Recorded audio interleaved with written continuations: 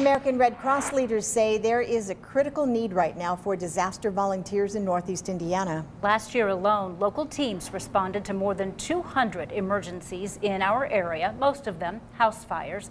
21 Alive reporter Lyric Powell shows us how volunteers are becoming a lifeline for families facing some of the darkest moments of their lives.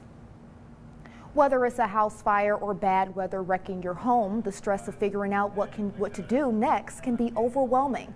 And Red Cross disaster volunteers make it their mission to help people through that stress. And two volunteers I talked with today showed me how volunteering can have a huge impact on our community.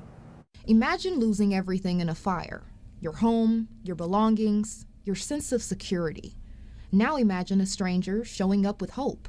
When you see somebody on the worst day of their life and they're crying with gratitude, it just does good for your heart. Both Elizabeth Kraft and Nancy Clark are part of the Red Cross Disaster Action Team. Elizabeth began volunteering just 2 years ago, shortly after retiring. I would be called out to house fires, trees through a house, car in a house, but also I do feeding. There's an emergency response vehicle for big events where we feed out of that truck. She says after building a blessed life, she felt called to give back and to be there for people facing unimaginable moments. You stay up to date with what's going on. I'm much more computer savvy than what I would be if I wasn't doing things with the Red Cross. And then there's that good feeling. When you leave and you go home, you go, you did something good. Nancy is in her 8th year volunteering, following in the footsteps of many of her family members.